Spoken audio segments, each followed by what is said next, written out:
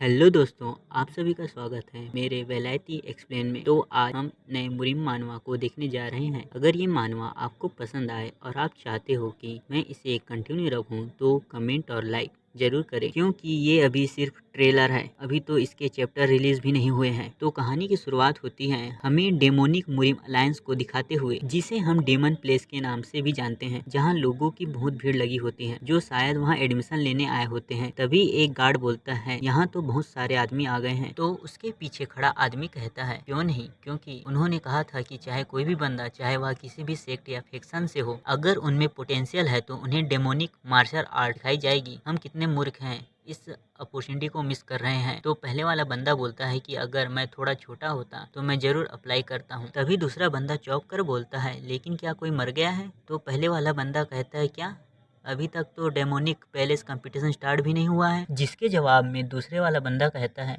लेकिन इस मौत के गेम को स्टार्ट करने वाला यह यंग मैन कौन है?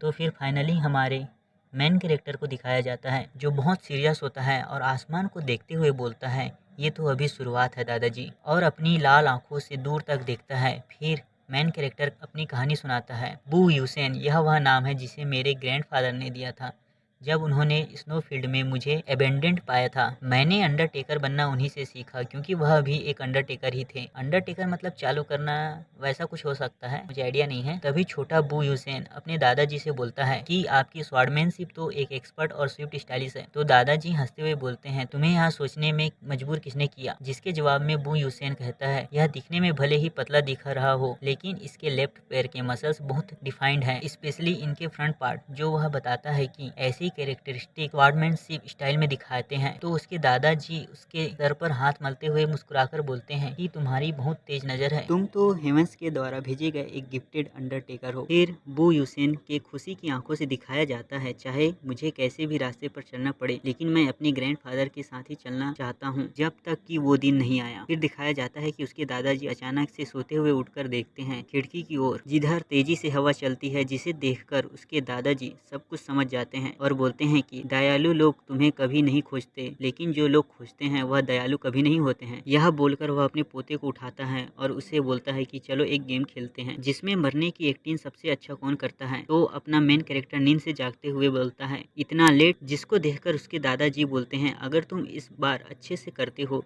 तो मैं तुम्हें स्वाड और कपड़े दिलाऊंगा जो तुम बहुत चाहते थे। जिसे सुनकर अपना मेन कैरेक्टर खुशी से बोलता है सही में? फिर उसके दादाजी उसे बोलते हैं सियोल, इस बार तुम्हें कम से कम सनराइज का वेट करना पड़ेगा। जिसे सुनकर अपना मेन कैरेक्टर हकलाते हुए बोलता है क्या सनराइज तक? और उसके दादाजी अपने स्वाड को पकड़कर दरवाजे को बंद कर देते हैं। तभी सामने से आवाज आती है कि तुमने अपने आप को एक चूहे की तरह अच्छे से छुपा के रखा है, क्या ऐसा नहीं है? तभी सामने से एक आते हुए बंदे को दिखाया जाता है जो पूरी तरह से ढका हुआ होता है, जिसके हाथ में स्वाड होती है, जो सामने आते हुए बोलता है 7 ब्रांच डेमोनिक बूजियांग। जिसके जवाब में बूजियांग बोलता है मैंने यह नाम बहुत दिनों से नहीं सुना। इसे सुनकर सामने खड़ा हुआ बंदा गुस्से से हमला करते हुए बोलता है कि तुमने वाइस पैलेस मास्टर की पोजीशन छोड़ दी एक छोटे से काम करने के लिए, और वह अपनी लाल ऑरा से बूजियांग पर हमला कर देता है। जिसके जवाब में बूजियांग हमले को रोकते हुए बोलता है कि यह मैंने अपनी मर्जी से किया था, अगर तुम्हें इससे कोई दिक्कत है तो इसे हम और कहीं निपटाते हैं। यह मैं नहीं चाहता कि इनोसेंट पीपल्स मारे जाए। जो सुनकर वह ब्लैक कपड़ा पहने हुए वाला आदमी बोलता है ठीक है, और हंसते हुए बोलता है तुम यहाँ से भागने की बिल्कुल मत सोचना। तभी सीन शिफ्ट होता है और घर के अंदर का सीन दिखाया जाता है, जहाँ एक अलमीरा में अपना मेन कैरेक्टर छुपा होता है। वह बाहर निकलते हुए अपने मन में बोलता है मैं इसे और बर्दाश्त नहीं कर सकता, मुझे अभी ही यूनिफॉर्म और स्वाड चाहिए। आंखों में आंसू लाते हुए बोलता है लेकिन यह बहुत ठंडी है, और सामने देखते हुए अपने दादाजी को पुकारता है कि वह कहाँ गए? जब भी हम खेलते हैं तो वह सामने मेरा वेट करते थे, क्या उन्हें फिर से इन्फोर्सेस ने बुला लिया? और दरवाजे को खोलते हुए बाहर निकलते हुए बोलता है कि वह बंदे हमें ह्यूमंस की तरह नहीं समझते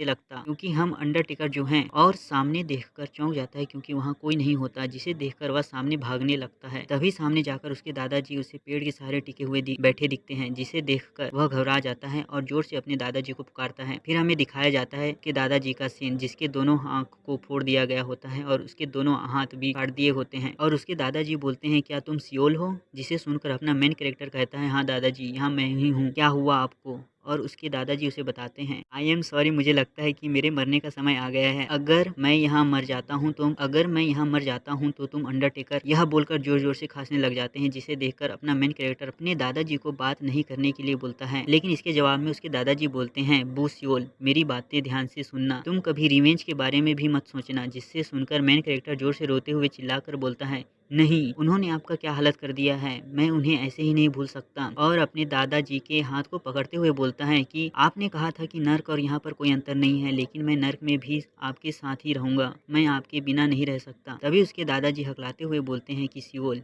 यह मेरी आखिरी इच्छा है, तुम यहाँ से बहुत बहुत दूर चले जाओ और यह बहुत अच्छा समय था जो मैंने तुम्हारे साथ गुजारा था। यह कर वह साइड की ओर गिर जाते हैं और मर जाते हैं, जिसे देखकर एमसी की आंखों में आंसू आ जाते हैं और उदास मन से बोलता है, दादाजी। सीन शिफ्ट होता है और घर के अंदर का सीन दिखाया जाता है, जहाँ दादाजी के सामने आकर बोलता है कि दादाजी, आपने मुझे यहाँ से जाने के लिए इसलिए बोला क्योंकि आपको यह डर था कि मुझे कोई हर्ट ना करे, इसीलिए आपने मुझे रिवेंज लेने के लिए नहीं बोला। फिर अपना मेन कैरेक्टर एकदम से सीरियस चेहरा बनाकर बोलता है कि मैं आपकी बातें बिल्कुल भी नहीं सुन सकता, और आंखों में आंसू लाते हुए मन में सोचता है कि उनके हाथों को एक ही समय में डाउनवर्ड करके एक ही स्लाइड में काटा गया है। इसके अलावा उन्होंने मिड में रखकर उनकी आंखों में भी स्टेप की गई है। इस तरह की स्ट्रेंज स्वॉर्डमैनशिप सिर्फ डेमोनिक पाथ से ही आती है। इस तरह की जख्म सिर्फ ट्यान्जू योगा टेक्निक से ही दिया जा सकता है। और उनके पीछे में 93 हिडन वेपन के ट्रेस दिख रहे हैं, यहाँ तक कि sky full of falling flowers भी 66 ट्रेस छोड़ सकते हैं। इसे देखकर लगता है कि किसी ने हिडन वेपन को पूरे एक साथ ही छोड़ दिया है। और इनकी जीभ की बात तो मैं मेंशन ही नहीं कर रहा हूँ, साथ ही साथ उनके उंगलियों के नेल्स में भी पॉइजन दिख रहा है। यह सब आपके साथ तब हुआ जब आप पर लीथल पॉइजन का अटैक हो गया था, जो रोटेन ब्लड और पुट्रिड फ्लेश का कारण है। तो डेमोनिक पथ में एक ऐसा इंडिविजुअल जिसने ट्यान्जू योगा टेक्निक, हिडन वेपन और लीथल पॉइजन का यूज करता है, ऐसा कोई भी कारण नहीं है ऐसा जो ऐसे बहुत सारे लोग मिले। यह बोलकर वह अपनी आंखों को बंद करता है और आंखों को दोबारा खोलकर बोलता है कि चाहे कोई भी हो, मैं तुम्हें खोज कर रहूंगा। यह बोलकर उसकी आंखों से आंसू गिर जाते हैं। इसके बाद हमारी सीन शिफ्ट होती है प्रेजेंट में, जहां अपना मेन कैरेक्टर एक डॉक्यूमेंट पे साइन करने वाला होता है, जिसे देखकर एक आदमी अपने मन में बोलता है कि लगता है यहाँ छोटा सा बच्चा किसी छोटे से क्लैन से आता है, जो इसने इतनी आसानी से ही बिना डरे हुए अपने एग्रीमेंट पेपर पर बिना घबराए साइन करने जा रहा है। और वह जोर से चिल्लाकर बोलता है, क्या तुम इसमें अपना स्टाम्प नहीं करने वाले? जिसे सुनकर अपना मेन कैरेक्टर गुस्से में अपने अंगूठे को काटकर उससे खून निकालकर पेपर में अपने अंगूठे को लगा देता है और मन में बोलता है कि जब से मेरे ग्रैंडफादर गुजर गए हैं, मेरी जिंदगी तहस नहस हो गई है। मेरा सिर्फ एक ही मोटिव है, उनका बदला लेना, जिसका पहला स्टेप यह कंपटीशन होगा, जो मेरा स्टेपिंग स्टोन होगा। और हमें एकदम बेड और कुल बू यूसेन को दिखाया जाता है। तो दोस्तों, आपको यह ट्रेलर देखकर कैसा लगा? अगर आपको यह पसंद आया तो कमेंट और लाइक जरूर करें, ताकि हम इसे आगे बढ़ाकर इस नए सफर का मजा ले सकें।